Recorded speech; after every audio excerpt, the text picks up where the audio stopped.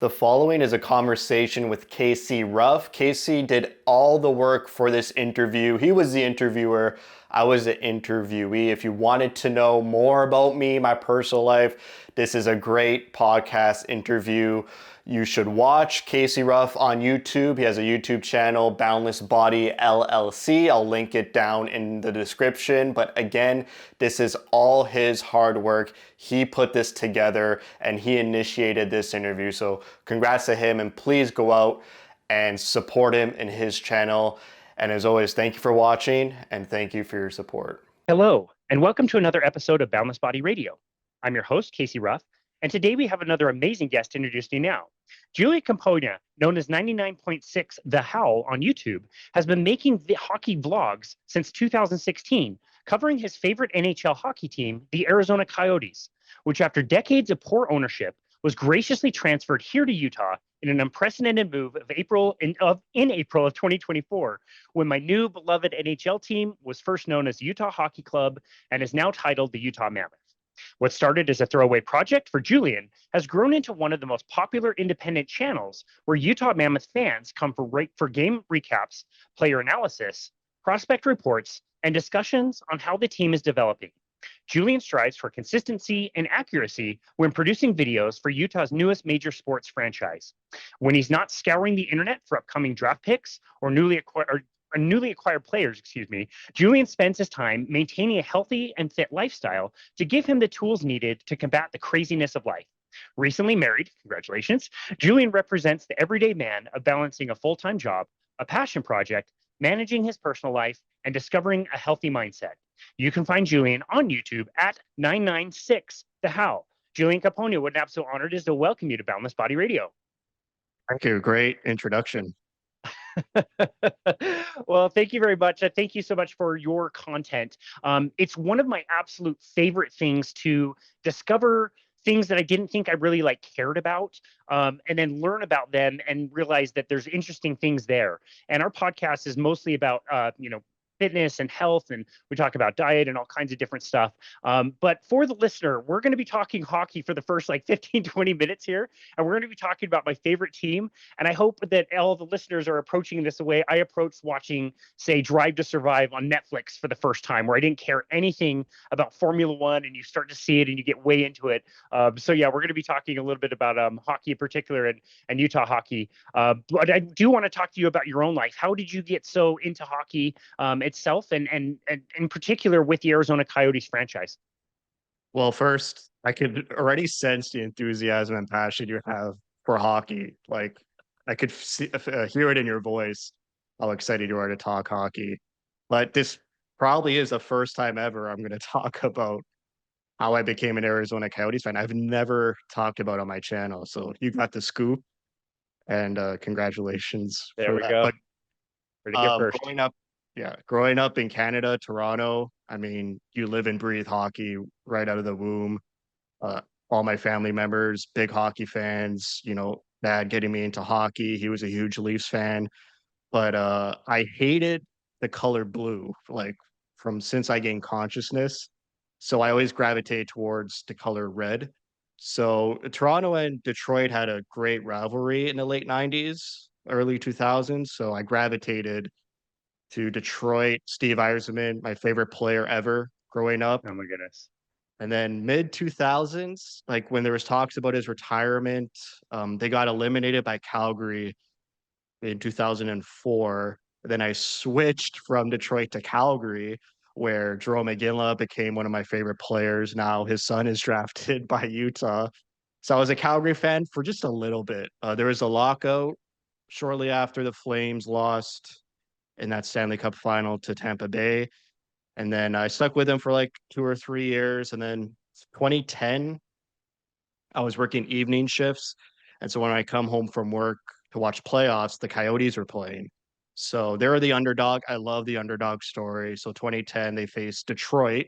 So funnily enough, my first favorite team was playing the Coyotes. And we got swept the first in 2010, if I'm remembering this all correctly. And then the next year they faced Detroit again in the playoffs, lost in 7. And then in 2012, I mean, Coyotes make history, like beating Chicago in that first round, beating Nashville. Like I was all in on that playoff run. Then they unfortunately lose to LA, the Stanley Cup champions that year, and then another lockout.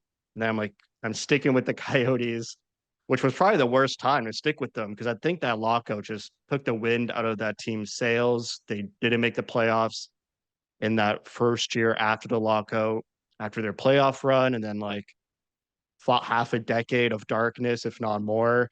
And then they started to pick it up in 2019, and then pandemic happened, rebuild happened again. So and then they moved in April, which was a tough moment. They moved like a couple days before my birthday. I was planning a wedding around that time. And the day like it started to get real that they were moving, I was just about to walk into a movie theater to watch Civil War. And during that whole movie, in the back of my head, I'm like, they're moving. And so I couldn't really even enjoy the movie. And then a week later it was their last game on home ice. So yeah, Wow. I think I answered that. Yeah, you did. That's great. Well, I didn't know that you weren't a fan from the very beginning. But for the listeners to kind of set this up, can you explain kind of backstory what was going on with that franchise? Like, obviously, I think most sports fans understand that there's periods of time when you have good teams, there's periods of times you have bad teams, and you kind of go through the cycles. The Utah Jazz are no stranger to that. We're like 5 years into a rebuild and like no light at the end of the tunnel. Nothing is coming anytime soon. And it's frustrating. It's frustrating for a lot of the fans. But can you explain kind of the uniqueness of the situation that was going on in Arizona that eventually got them moved? So like in 2012, they're on a high, like selling out, people coming to the buildings. They had the whiteout. Like when the Coyotes were winning, building was full. And yes, it was in Glendale, which is like 40 minutes on a good day, northwest of Phoenix. But if you get stuck in rush hour traffic, like it could be an hour, even more. Like when I traveled to Phoenix 4 times, like I knew to get the Uber like 2 hours before game time. So Oh when the my team's goodness. losing, do you really want to spend over an hour in traffic right after work to get blown out like 6-2? Probably not. But when the team was winning, the fan base was healthy. Like I said, the distance from the arena to the fan base, like all the season ticket holders, the corporate ticket holders, the majority of the fan base was Phoenix, Tempe, Scottsdale, so way east of Glendale. So they all had to travel. So we always knew you had to get a new arena. The NHL owned the Coyotes for a brief moment of time, trying to find new ownership groups. They found a new ownership group. They were based in Canada. I forget what they were called, Ice, something Ice. But the owners were from Canada. And that seemed like it was starting to be good. They hired a new GM, like this young kid who was touted as this whiz kid, and he took that aging 2012 veteran team and sort of changed them into a playoff bubble type of team. And then he got into trouble with telling prospects to show up to his interviews. Like we just had the draft combine last week in current times in Buffalo. Well, when this airs, will probably be 3 weeks to a month. But all the draft picks, top prospects go to visit teams. They work out, and you get to interview prospects. The GM for the Coyotes told them to come show up in shorts and t-shirts, which I guess is not allowed. And the NHL Wow. penalized the team like a first round pick. Like it Wow. was devastating. And then so that GM gets fired. They bring in Bill Armstrong in year 2020.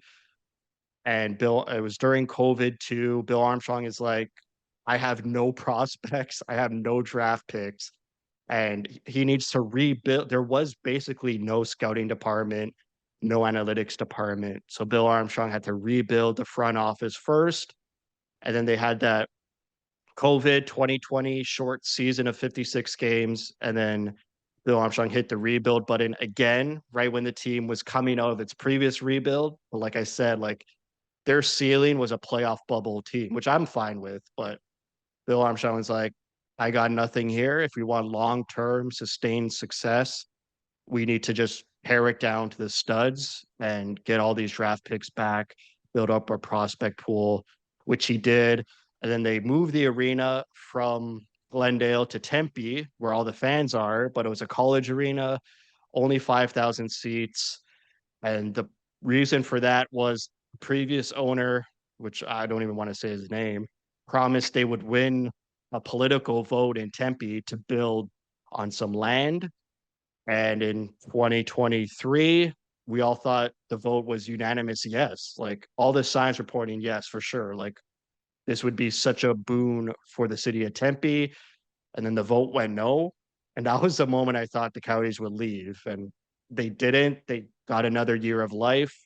They tried to scour this other piece of land in North Phoenix. They fumbled it hard.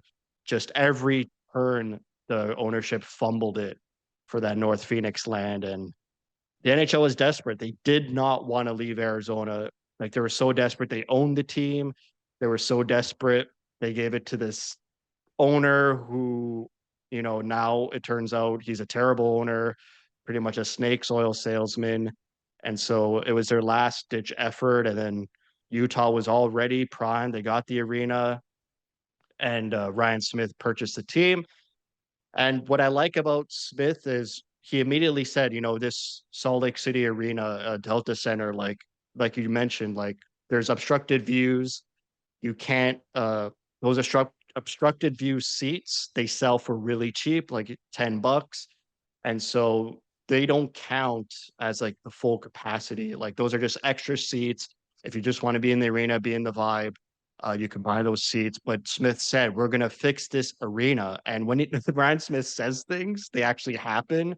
So they already are renovating Delta Center. It The first phase is this off season. You could correct me if I'm wrong. And then the second phase is next off season.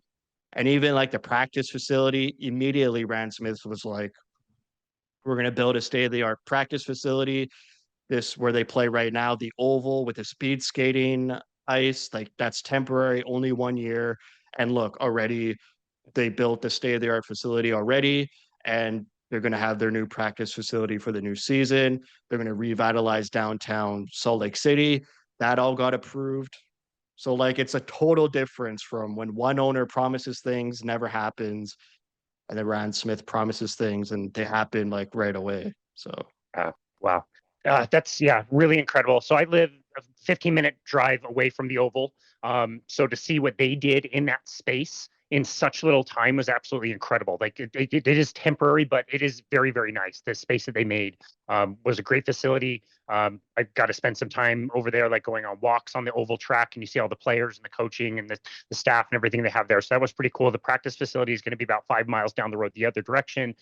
Also looks very, very nice. And yeah, I started to catch wind of this situation actually pretty early. I had a client who knows a lobbyist here in the state.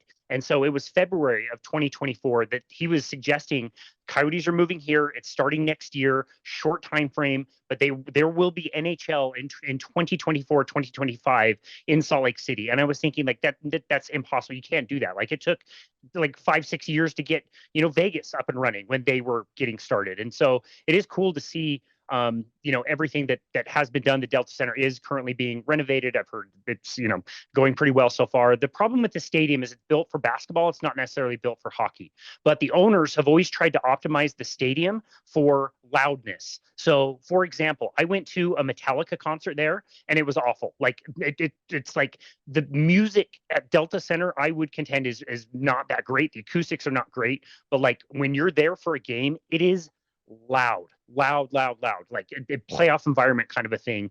And we talked a little bit about the misownership.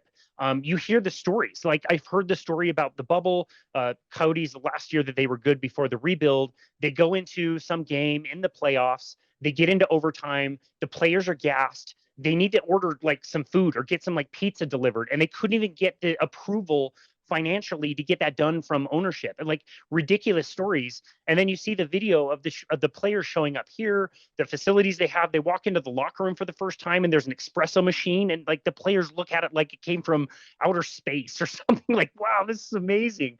So it is cool to see that they were treated differently, to hear the story of Ryan Smith flying down, at the end of the last game that they played in Arizona and chatting with the team, saying, "What do you guys want? What do you need? How can we make this work? Let's work together." And then providing everything, and the players have been really happy. They talked to other players around the league, other people visiting, have overwhelmingly positive things to say. So that part of things has been pretty cool. Yeah, I think one of the main points, reasons, whatever you want to call it, like why I stuck with the team is no player requested a trade out. Like in fact, like 99% of the players made the move.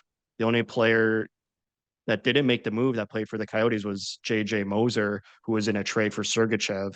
Connor Geeky never, who was in that trade too, was never he never played for the Coyotes. So like the fact that no one like requested a trade out, and they all every time one of these players, coaches, Bill Armstrong, whenever they're interviewed, they always say we get whatever we need. Like they always make a point to say that, and like like obviously it's true, but it's so great to hear that, and it really sheds light on how ownership treated the players, especially during those Mullet Arena days. But the fans were always with the players in Arizona. Like it was never about the fans. It was always about the just not getting the things they needed, uh, not being provided what they needed to excel.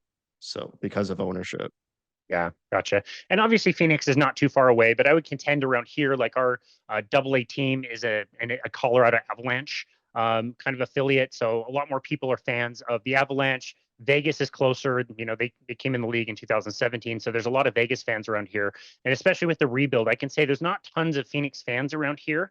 And so when we started to get wind that this might happen, the rumors were on Twitter. I started wanting to get to know the team. Obviously, I've worshipped hockey from the first day that I saw it as a little kid, and I've played my whole life and love it. And, I didn't know much about the team that we were going to acquire. And so you start listening to podcasts, and I'll give a shout out to I believe it was the PHNX Sports podcast They're with great. Lay, Yeah. with Petey and Craig, and they're awesome. And like when the hype video landed here in Utah, dude, like I cried, like I got emotional, like thinking that the NHL was going to be here.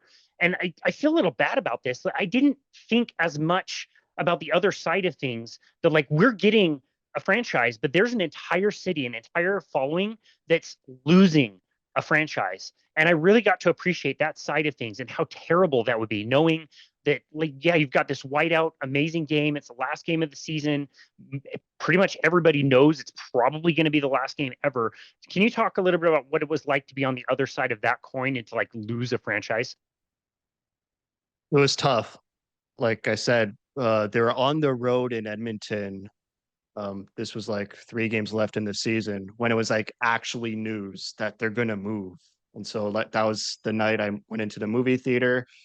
And then after that, a lot of crying. I remember after that Edmonton on the road game, I made a video, put some like song to it, Arcade Fire song to it. All the love and support I got from my channel, like I broke down in tears right in the heart of downtown Toronto in our major train station, Union Station. Everyone's looking at me like, why is this guy crying? But yeah, it was rough. I honestly feel so sorry for the local native Arizona fans. I feel like Arizona, it's a very transplant city. Like it's paradise for different reasons compared to Utah looks like a paradise. I got to make my way there. But, a lot of people from Northeast America, like New York, Chicago, like wherever it's cold, like they go to Arizona. So they always have, and those people who transplanted, like they have their historic teams, whether it be Chicago, Rangers, Boston. Like that's why whenever those teams were in town, it was the majority away fans. So I don't think it hit those people that hard, but the local native Arizona fans hit them tremendously hard. Like we're over a year later, and the grieving process is still there for them, which is fine. Like no one tells you how long to grieve. I think for me, it took me a month to sort of make the decision to continue to following the team. But in the back of my mind, I'm like, I'm just going to give this a try. We'll do a 1 year trial and see how I feel. I think really the passion and enthusiasm in Utah like really makes this team special. It could have been a scenario where they go to a new city and like it's a dead city, like no one cares. Like that's totally not what happened. Like they went to an almost the same level, if not even more, enthusiasm and passion in Salt Lake City. But going back to losing the team, like you mentioned PHNX, like seeing Leia, Steve, Craig just break down on their podcast, cry, like it was rough. It was really rough to watch. And, some of those people are still grieving, like they still throw shit at the wall. Like they hate Utah, they hate Rand Smith, they hate people who continue to follow team. It's a minority of people, but I just, it's misdirected anger, and that anger should be directed solely at the previous owner of the Coyotes. So it's unfortunate to see that to this day. Like I think on Twitter last night, someone put this reporter from not even a reporter, this guy from Calgary. Um, he was talking about Logan Cooley and how he's disappointed in how he's developing. He used to be a fan of the Coyotes, and he put like Utah in quotation marks, and he's like, Utah's not a real place. And it's like, come on. It's like, you don't say that stuff. Like, so it's misdirected anger, and it hit them hard. But like I said, Arizona, they're having problems with their baseball team too. Like the Diamondbacks, they got to fix their arena, and there's so much intercity politics in Arizona where the different cities don't work together. Like Scottsdale would battle against Phoenix, would battle against Tempe, and now they might lose their baseball team too. So it's really just a mess there, and they got to straighten it out over there. Well, thank you for explaining that, and I certainly understand the people that are pissed off. Like I don't take that personally, and I would feel the same way if that got taken away from me as well. I do respect the people like you that decided to stick with it and just try. Like for us around here, being a smaller market, being disrespected, we're kind of used to that with the Jazz and that kind of thing. And that's besides Major League Soccer, our only other franchise. So yeah, it's not so much of a surprise around here, but I can tell you, I was there the first day when they did the player introductions. I was at the rookie camp. I was at the preseason game. I was at the inaugural game, and the fans locally showed up. They got smarter as the season went on. So one thing that I noticed, like the first few games, the crowd is booing every penalty that's called against us. And then as the season's going on, they start to realize, yeah, that was actually a penalty and we don't need to boo it. And, the fan traditions kind of started. You saw the veggie chants start for the goalie Karel Vejmelka as he was on the come up, and, all the wonderful things that was done for Connor Ingram here locally when, he had some mental health issues that he's still dealing with. And the woman, Jackie, who organized letters for Ingy and that response, and, all my friends at the local rinks and getting to, wear the jerseys and skate around and stuff is super fun. And since you're such an expert at, how to kind of grow a team, I just want to say that like this team is on an upward trajectory. The goal of the 2024-2025 season was to play meaningful games late in the season.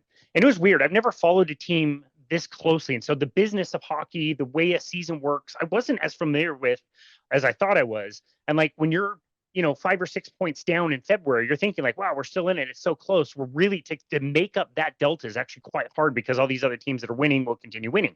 So anyway, we're trying to, play meaningful games late in the season this year. The expectation for next year is probably to make the playoffs. And I think people get quite excited about that prospect. But however, like to be a championship team, that's another few years. Like you have to build that over time. And Utah's in a unique place where we have a really nice draft pick, number 4, which was unexpected. We've got young prospects that are on the come up. We signed 2 amazing players from Russia that will probably see the league at some point this year. And we have assets. We've got a bunch of cash. And in the free market, there's a few players that could really make a splash. Can you talk about, with the sport of hockey, the temptation to spend all your money on a player that might be at their peak today to make a push, but how that can then screw you over in the future? We see that all the time of GMs just willy-nilly spending money. Players know they're in a contract year. Like they're not dumb. They're like, okay, if I just do really well this year, I'll get a raise. And so that's when GMs make huge mistakes. Right before COVID, there was a free agent year where it was brutal. These contracts being handed out were terrible. I think Matt Duchene for Nashville was one of them, but really bloated contracts that handcuffs teams. That's the main issue, is it handcuffs you. If you throw all your money on one player, and then you kind of need to build around them. Well, all your money is tied up on this one player where you can break up that money into two or three players and have a more well-rounded, deep team, which you need in the playoffs. Like right now, you look at Edmonton and Florida. Edmonton had depth in rounds 1, 2, and 3, and now it's drying up in the finals. Whereas Florida, their depth continues. Like I think I saw a stat where their 3 out of the 4 lines, their top 3 lines, have the same amount of points or goals. So you really need depth to win. Mitch Marner, being from Toronto, he's the biggest free agent right now. I made a video on Mitch Marner only to be like, should we do it? Listed out the pros and cons. He's demanding between 12 and 14 million dollars a year. It doesn't fit the mold Bill Armstrong continues to repeat of being big, strong, and hard to play against. Obviously, Mitch Marner is not that. He's a magician, visionary, offensive dynamo, but he doesn't, he doesn't hit hard, intimidate you, or battle physically, or impose himself physically, which Bill Armstrong wants. So it's better to use that money wisely in other places. And you don't need to spend your money. Like just because it's free agency July 1st, you don't need to spend money. You could save it. We got Logan Cooley that's eligible to sign a contract July 1st, and then it kicks in next year. So it won't count for this upcoming season. But if you sign Marner, like I said in my video, to $13 million, and then Cooley gets the same amount of points as Marner, what do you think Cooley's going to do? He's going to be like, I want $13 million like my teammate. But if you don't sign Marner and Cooley does well, he has really no comparables on Utah. It's like Sergachev is the highest paid player, but he won 2 cups. He makes 8.5. You look at Keller and Gunther, 7.1. So Cooley, he's going to play well, and he'll probably demand $8 to $9 million without this bloated, expensive contract that if we went out to get Marner. And the Leafs, years ago when they signed a huge free agent in Tavares, $11.5 million, Marner, Matthews, Nylander all performed better, if like at the same level as Tavares, if not more. And then they all demanded that Tavares money. And that literally what caused this whole debacle of them not being able to break through in the playoffs because they had no depth and all their money was tied up to these 4 forwards. So it's a cautionary tale. And you're going to see a lot of money. Like people are saying Sam Bennett is going to get $10 million. He's doing amazing in the playoffs right now. If Florida wins, he'll probably get the Conn Smythe, the MVP for the playoffs. But $10 million, like his regular season stats aren't $10 million, but some team will probably just do it. They see him, what he does in the playoffs, and they'll just throw the bag at him. Yeah, it's that's exact player I was thinking of when you mentioned contract year. Look at how he's performing in a contract re-sign, probably making $1 million more a year, almost a night when he's scoring as much as he is, leading the postseason at this point in scoring. So yeah, it was frustrating. I can say around here where people are used to the NBA, they're used to the Jazz, and you draft somebody, and in the top 5, the top 10, you're going to see that player in the NBA. And like you mentioned, Jerome McGinley is kid Tej, and we drafted him number 6 this year. And people are like, okay, we saw him at rookie camp, we saw him at training camp. Where is he? Where is this kid? And it's like, no. These guys need time. They need to develop. They're 18 years old to go into the NHL and play 82 games at the level of speed and physicality that these guys play with all the travel. Like it is something else to watch an NHL game and try to compare it to like the Utah Grizzlies, which are a AA affiliate again of the Colorado Avalanche. It is another planet. It is so fast and hard and so difficult that they need time to kind of build into that. And so again, it's a little frustrating for the fans when we draft somebody we think we're going to see him when it's like no, you might see them in a few years. But yeah, again, I really appreciate that. It's been fun to chat kind of the hockey side of things and the business side of things. The last question I want to ask along the hockey side of things is, what do you think of Utah Mammoth? It was my second choice for their name. The first one was Yeti. What was your top? Great question. Yeah, I did like Yeti. It got ruled out relatively quickly with the trademark issues with Yeti Cooler Company, and they've got some ties to the league as well. I heard from pretty good sources around here that Ryan Smith, the organization, went directly to Yeti preemptively to like really try to iron things out, and it just didn't really work out. Of the three that were remaining, I did like Mammoth. I have to say though, Utah Hockey Club kind of grew on me a little bit, and I Same. I wouldn't have minded if it stayed Utah Hockey Club. It was a little bit awkward at first, and it's a different name for hockey, but it kind of has like a soccer vibe to it, and a lot of the fans started calling themselves clubbers, which can also kind of fit in with the Mammoth branding. But yeah, I like Mammoth. I think it's fine. To be fair, I told you I was a fan from day one, and they could have called it anything, and I would have loved it.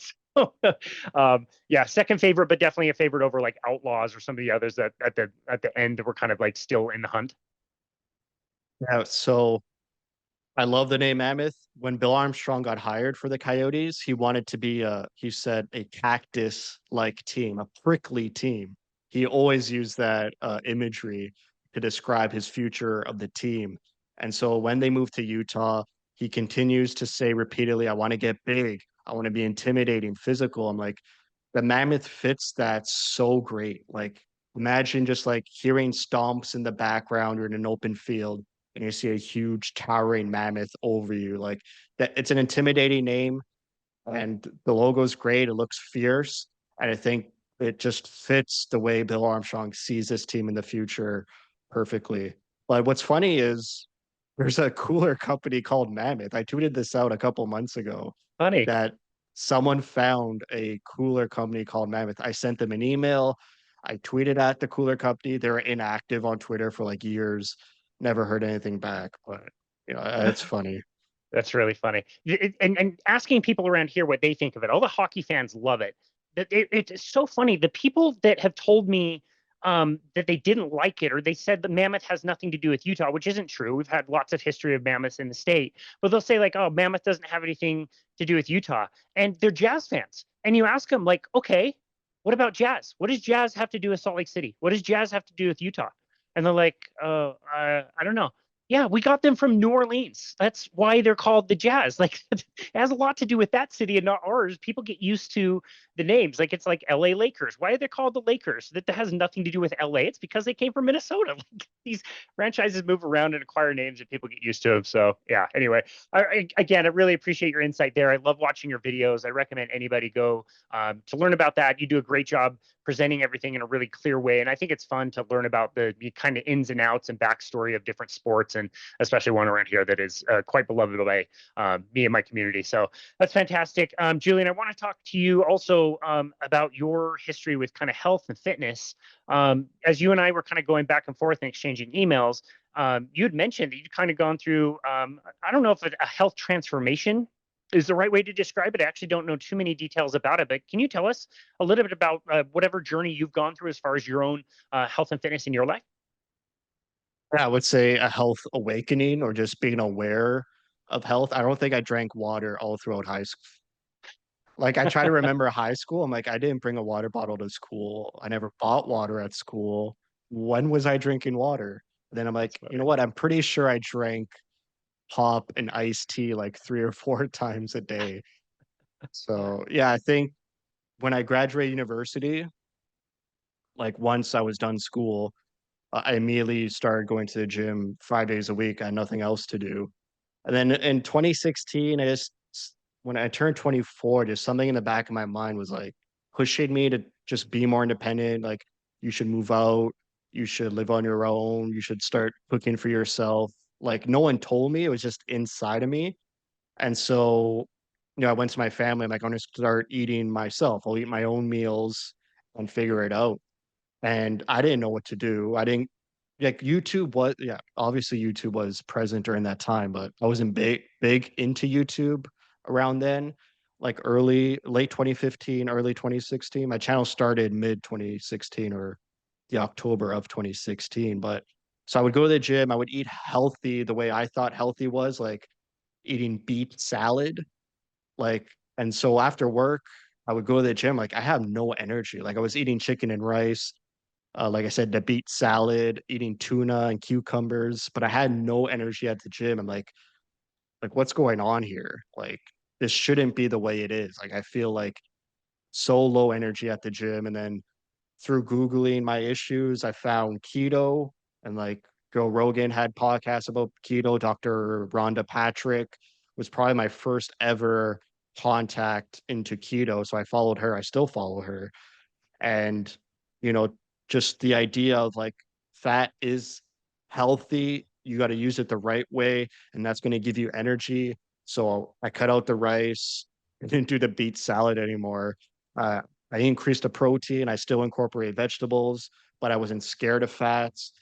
In 2016, I started bulletproof coffees every morning, and I still do it to this day. So that's what, 9 years straight of bulletproof coffee, which is coconut oil coffee. I put my protein powder in my coffee, which people really don't do, but it helps me. It's been working for 9 years, and you have the energy now. I have energy all throughout the day. It's like just a consistent level of energy the moment I wake up to the moment I go to bed. So just an awakening of being more independent, looking at information out there, and trying different foods and diets out and seeing what worked for me. And I loved protein, so it was an easier transition. And I'm not full keto anymore. It's about 90%.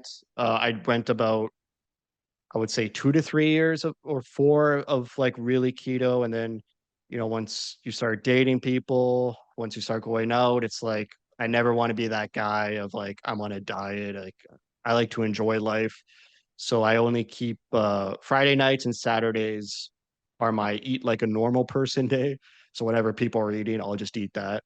And then Sunday back on the train into Friday night on Wow. keto. So yeah. Well, that's cool, man. Yeah, I was unaware of all of that. The bulletproof coffee, that's about when I started as well, maybe 2014 or 15, when I first heard of Dave Asprey, and somebody mentioned it, and thinking like I'm going to put just a little bit of butter and MCT oil, and now I do salt in my coffee as well. Oh yeah, Uh, same. Salt, Dude, like people need to wake up to salt in the coffee. Like it's gonna hit soon. I expected it to hit the mainstream a year or two ago, but it'll take some time. But man, like it's so good. it's so good. It sounds weird if it's the first time you've heard about it, for sure. But when you think about, like, I knew a lot of people growing up would eat like grapefruits and put sugar on grapefruit. It's like, no, no, no, you got to put salt on grapefruit. It tastes so much better and cuts that bitterness. And yeah, I just think that energy boost that you get from, and I don't know how much you do. I'd maybe do like 20 to 24 ounces of the stuff in a day. It's really all I need. But the caffeine is one thing that gives you kind of that, like, little spike of energy. But for me, if I just have black coffee, I feel really jittery. And I Yeah. feel like with the MCT oil that is readily turned to ketones by your liver, the butter that's in there, the fat serving, and the salt, it just gives you, like, I describe it as like turning on a light switch. You're not jittery. You're just like on. It takes 5-10 minutes of, you start drinking it. Your brain is working well. You have energy, like you said, like all day. If you want to skip meals or try intermittent fasting, that's pretty easy as well. But I'm with you, man. I know a lot of pure carnivores who don't do the coffee and say coffee affects them. But I still do the coffee, and I think it's a net positive for sure when I do it. So it's something I noticed. You're a keto and carnivore coach. Are you on carnivore currently? So I've been on a largely carnivore diet for over 6 years. Yeah, I'm trained as a nutrition coach, and so I can coach anybody on anything. But I got certified. It was the first productive thing after getting unemployed during the 2020 pandemic that I did, was I got certified with Dr. Sean Baker's company at the time, which is Oh, called MeatRx. name And so drop, name yeah, dropping there. he's a great dude. I've gotten to meet him a few times in person at different conferences, and he's just the nicest guy. And he's every bit as jacked as he looks. Same with like Dr. Chafee and all those guys in that world. But yeah, like I'm more helping people with the carnivore diet. And the way I describe it is like kind of the way you present your information. You're not saying that like Utah Hockey Club, Utah Mammoth is the only best team in hockey, and it's anybody who likes the Leafs or any other franchise sucks. You're just that's what you do. You cover Utah hockey, and people who want to know about Utah hockey come to you. And like I kind of think of myself as the same. Like I don't tell vegans they're stupid, but I mostly work with people who are wanting to do some kind of a carnivore diet.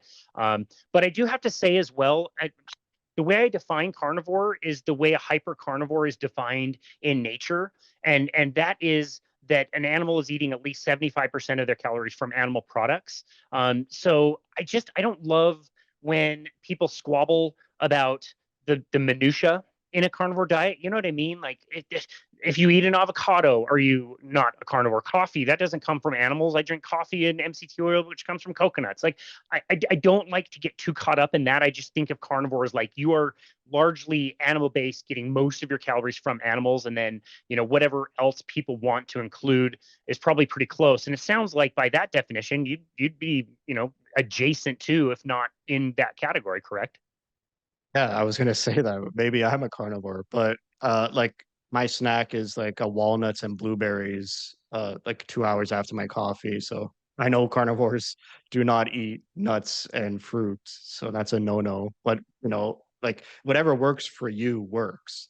Like you could try to go into these diets and then modify it around to what makes you feel good. Like there's some vegans who are like really good vegans. Then there's some vegans who eat Oreos. It's like you're missing the point there. So whatever, you could try something, and if it works for you, you can modify it around your lifestyle.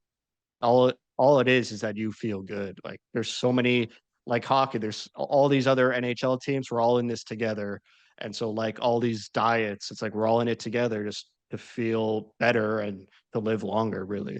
Absolutely. Yeah, no, I couldn't agree more. And that's what makes all of this so frustrating as a nutrition coach. And it's the reason why, like, I don't give people specific recommendations as much as I, make suggestions or ask questions and have the person come up with their own answers. Because at the end of the day, like I can't feed somebody because somebody's going to eat whatever they want to eat. And yeah, when all of our collective goals, I would argue, is exactly what you said. We all want to be feeling better. We have so much more in common. We carnivores have way more in common with vegans than people would initially think. And we there's not one way to eat, and even the way somebody's eating today may not even work next week or next month or next year, and you always need to be kind of assessing that kind of a thing. So I think that's a really good point. And I do have to ask you, like, one of the things that I noticed for myself is if I go off, we're human. I'm not always perfect. When I go off hard, and it sucks. And it takes me a few days to kind of get back into things, and I will eat more of a thing that I know I shouldn't be eating than I really want to. Like a few years ago, the last pie I ever had, excuse me, I pretty much ate the entire pie. Like the whole thing. I just wanted a piece or two and I ate the whole thing. Last time I had pizza a few months ago, I wanted a slice or two. I ate six. Like I leveled this pizza. You seem to be able to do what you want to do kind of during the week and step off a little bit for the weekend. Would you call yourself kind of a moderator? Is it easy for you to kind of go off and then just go right back on to what you want to be doing to make you feel good? Yeah, like 100%. I feel like I have the discipline. Like my wife always says, you're so disciplined. Like I know when to cut it off. But when I do go off, it's like you said, or go hard, like I love burgers. I'll never stop eating burgers. But when I know and I set a date, like I'm gonna have two burgers on this day, it's like I will mitigate to fit that. I will skip the bulletproof coffee in the morning to lower calories. I'll intermittent fast. I skip lunch, and then it doesn't seem so bad if you I try to vision my meals day to day. So like if I put all my meals on a table and say I ate this today, so if I only see two burgers and black coffee, like yeah, it seems fine. Like, but if I just ate the two burgers with everything else, like my bulletproof coffee, my lunch, my snacks, it's like, okay, now that's too much. So I try to mitigate because like I'm human, we're all human. Like I don't say I'm 100% keto. It's like I love food, I love pizza, I love burgers, but I just mitigate the damage and I'll work even extra harder at the gym, like 15 more minutes. Right before I have those burgers, I'll add 15 more minutes. I'll make sure to go to the gym before. So I just try to mitigate, and then it's easier for me to just jump back on that discipline wagon, but I know for sure it's harder for other people. So it could be just an innate thing I have about just being disciplined, but some Yeah, people might got not it. have that. Yeah. Yeah, I think a lot of people are drawn to carnivore because they do find they have that addictive kind of personality. I certainly have learned that a little bit about myself, that I'm maybe more on that scale than not. And like to think that like 100% for a lot of people might be easier than 80 or 90%, but also to acknowledge there's people like you that, yeah, like thinking about it in that way. Especially if the punishment isn't so high. Like if you eat burgers like mixed foods. Like I know people who have to do strict carnivore because they have mental disorders, or they bipolar, or they have gut issues, or skin issues. And so like the punishment for them going off means symptoms are coming back, or their mental clarity is way worse. I certainly notice, like for me, my anxiety gets a lot worse, or my sleep sucks. And it sounds like you don't experience that nearly as much as other people. Is that a fair way to say it?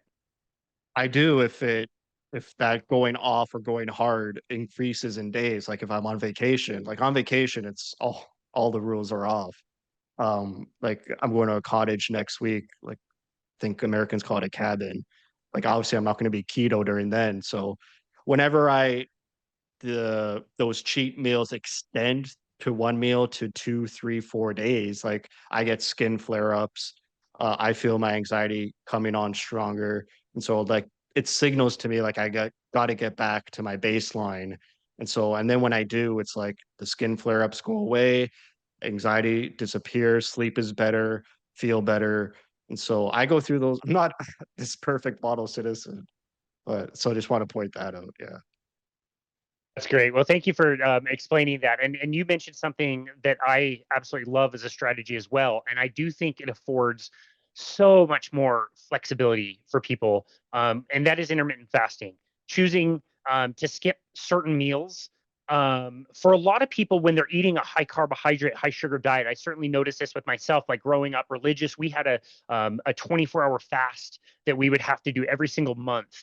And remembering when I was eating a low fat, high carbohydrate diet, dude, that day was awful. The worst. I hated it. I'd spend the next 29 days thinking of the one day that I'd have to do it again. And it just was terrible. And now, like, you start changing your diet, you're somewhere in the realm of keto. You're using fat as fuel, like you said, whatever that looks like for you.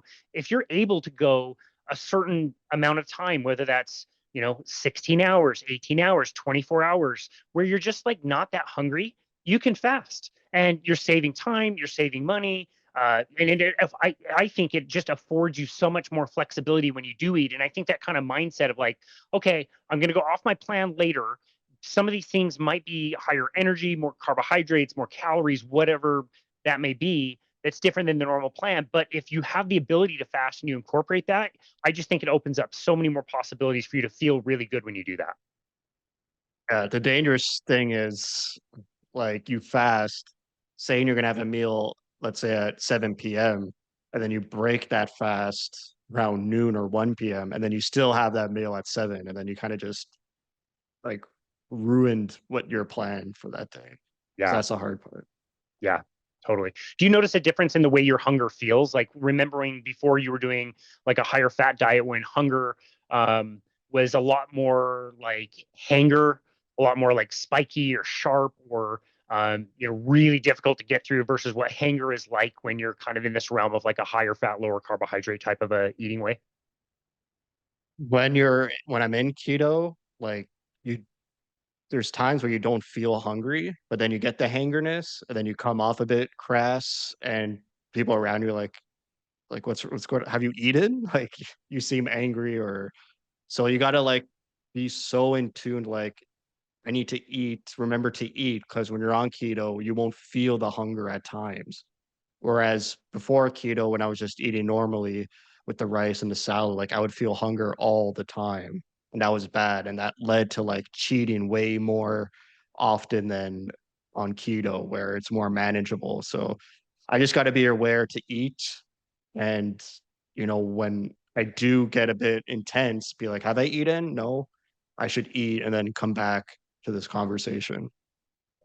Gotcha. Okay. Well, thank you for explaining that. And for the people that are listening and not watching, Julian is in great shape.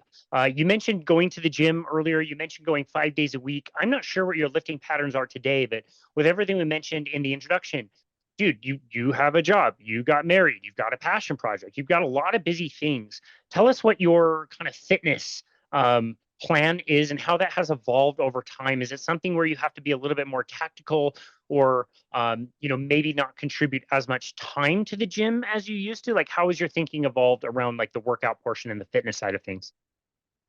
Yeah, the goal every week is always 5 days. Obviously, life happens, so it might be four. Like if it rarely goes to three, and rarely unless I'm on vacation, obviously. But yeah, it's five, sometimes four if there's appointments or something. In the gym, it's all about weights. I don't do cardio. I play hockey Sunday nights in the winter and fall. So no, not during the summer. So that's where I get my cardio. I'm not advocating that you don't do cardio. Like just for me in the gym, it's all about lifting heavy. People say like you lose weight more when you just lift heavy. So for me, it's like I'll do one huge compound lift a day. So one day it's a chest dumbbell press, and then I could do whatever I want after that. Just as long as in that day I do that one strong lift. And I lift pretty heavy, I think, for my stature. I think people will be surprised of how much I lift. But recently, like 3 months ago, I don't know if I tore I still don't know what happened. But during hockey, I fell on my armpit and it dislocated, but then it reattached itself immediately. And so I was like, what happened there? And now, like, for 3 months, I like my shoulder presses have decreased, my chest presses have decreased. I can't get into a squat position, like this arm doesn't bend. So obviously I need to go to physiotherapy and get that out. But yeah, it's usually lifting heavy 5 days a week. And if I know I'm gonna go off on a cheat meal, I'll extend it by 10 to 15 minutes. But for me, like 45 minutes is all you need. Like I don't talk to anybody. Just you go to work, like it like you're not wasting time. It's like 30-minute 30-second rest between sets. And I feel like 45 minutes lifting heavy should be sufficient if you just do it 4 to 5 times a day. Yeah, absolutely. No, that's actually quite a lot for sure. And then, yeah, we talk about this a lot on the show, but like a compound lift, you do want to do those kind of more early in the workout after you're properly warmed up and whatever, because you're using the most energy, the most combination of muscles, especially the biggest muscles that are all central to the body. So, am I correct in assuming those are going to be a chest press, a row, a shoulder press, like you mentioned, maybe like a pull down, a deadlift, a squat, those kinds of things? Are those the ones that you kind of include? Yeah, so the five are chest press, shoulder press, deadlift, squat, and then probably one more I'm missing. But if not, then the fifth day is like I'll stretch a bit, stretch out my hips. I do a lot of knees over toes. I don't know if you know him. Yeah, yeah.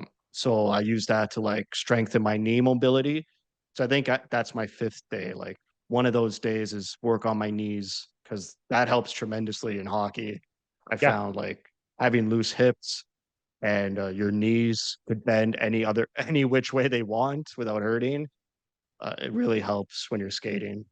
Yeah, the ankle mobility is huge too. Like I recently just got a new set of skates and I kind of learned like I was not getting into my edges nearly enough. I was like way on top of my skates without really having that like ankle mobility and digging your edge into the ground. And so that's definitely been a game changer for me as well.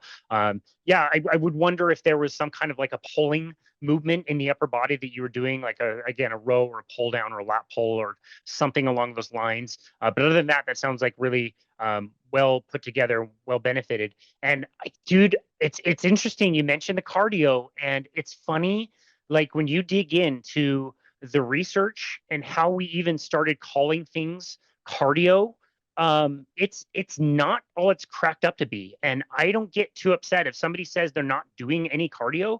My opinion has changed greatly about that over the years, and I'm with you. I think lifting heavy is the very best thing that you can do. And if somebody tells me that like they're concerned about, for example, their cardiovascular system, their heart health, because they're not jogging 45 minutes a day for several days a week, I think the research on that actually being beneficial is quite scant. And I think lifting weights has way more benefit than people talk about with things like, quote unquote, cardiovascular health. So I personally would not get worked up one bit at all about you not doing quote unquote cardio. I wouldn't tell you to go out and do that today. I agree, and but I do sauna. So like people say like, oh, your heart rate rises, so that could be like a heart exercise. Maybe when you're in the sauna, like I don't know too much about the science on that. I just know it feels great. And walking, like me and my wife walk pretty much every day, so I don't call walking cardio. You shouldn't, but at least it's some sort of movement, I guess. Yeah. Well, no, you've got the hockey, which gives you that high end interval. Like I said, I think lifting heavy strengthens the heart way more than people talk about.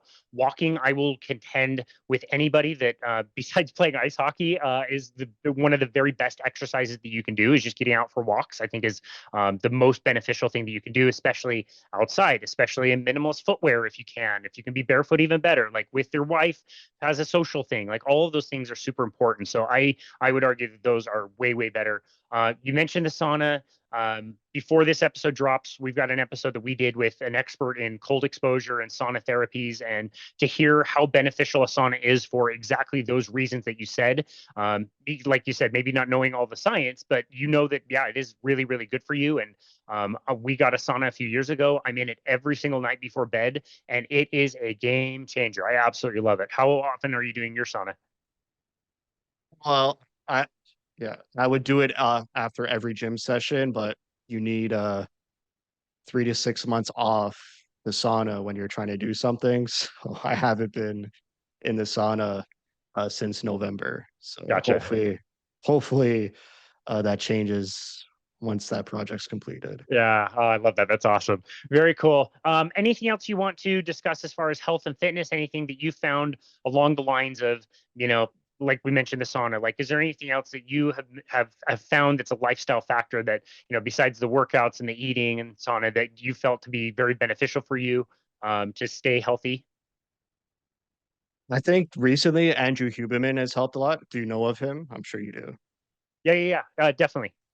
Yeah, so delaying the coffee an hour when you wake up, having salt water right when you wake up, hydrating the body, getting in sunlight in the morning, dimming lights an hour before bed. Even Matt Walker, he's a sleep scientist. Like I read his book all about sleep. Like I'm a master sleeper. Like I take pride in that. So I think good sleep is like probably one of the best things you can do. But a lot of recently, the past 2 years, a lot of Andrew Huberman protocols just really make me feel better. And it's good. It's easier to incorporate in my current lifestyle. Yeah, that's cool. Are you familiar with Jason Yee? He does Train 2.0, does a lot of YouTube content as well. Maybe. Does he work with goal guys or am I thinking of someone else? Oh, that might be somebody else. His system is called Train 2.0, and it's a lot of like what is it? The downhill skating system, and he does a lot of like videos that are quite helpful.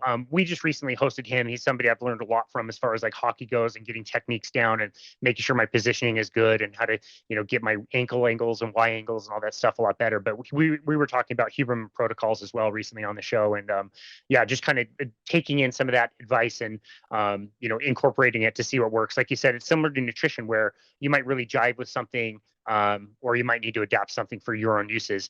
You mentioned sleep, you mentioned darkness. I just have to quickly ask, like, does getting out in daytime sun seem to make a difference for you? Like that contrast of light, like Matthew Walker kind of talks about this as well, that like you want dark evenings, but you also want really light days. Have you found that getting, sunlight or bright lights during the day helps you? Yeah, I have a sun lamp. So right when I wake up and I work from home. That should probably be ending soon.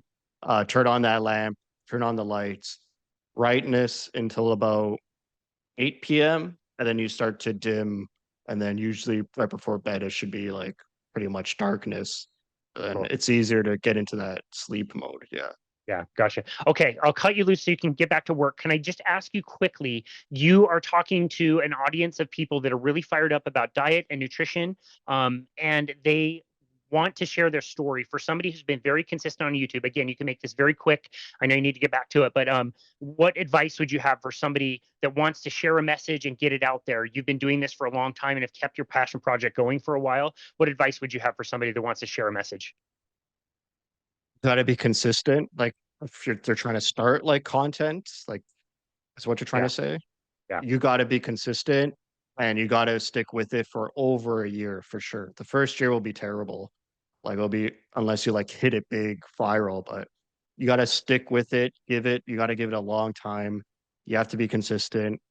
You can't get discouraged. Like I don't even look at view numbers anymore. Like I have to stop. I stop looking at numbers. I'll just post a video and reply to comments and then move on to the next video. Like you It could really discourage you. There's no reason, but there's no rhyme or reason to the YouTube algorithm. Some videos hit, some don't. And so it's consistency. Don't get discouraged. And it's about managing anxiety. Like it's very anxious to put yourself out there. Like I feel it. I don't feel it. I only feel it a lot now when I do interviews. So my two interviews, incredibly anxious. This one, pretty anxious in the beginning. But my normal videos, like it's pretty routine now. So I don't get that anxiousness. But I know in the beginning, like to put yourself out there, it's hard. And you just got to manage that. And if you are putting yourself out there, you're already above 95% of the That's population. So stick to it. excellent. Thank you. That's excellent advice. Julian, thank you for this conversation. This has been fantastic. It's been great to get to know you a little bit more. And I already feel like I knew you from watching so much of your content, but I really appreciate you taking the time to be on our show today and share your wisdom with us. Where would you like people to go to find you and connect with you and your work? I'm just on YouTube and Twitter. That's it. I try to keep it simple. So YouTube, 99.6, the Howl. Twitter's the same. Just there's no point. It's just 996, the Howl. I don't do anything else. Like even like those two social medias are enough for me. So you can That's find me there. plenty. Yeah, that's plenty. Awesome. We'll link that up in the show notes. And like I said, we're so grateful for you and coming on our show today, not only to talk about your health and fitness journey, but to talk about our beloved hockey team. And cheers to the Mammoth. Hope they do well this year. And anyway, thank you so very much for appearing on our show today. We really, really appreciate you. Yeah. Thank you so much for having. This was great. This was awesome. Really Uh, enjoyed my time. I really enjoyed it as well. Thank you so much for being on the show today. It was an honor. And this has No been another problem. episode of Boundless Body Radio.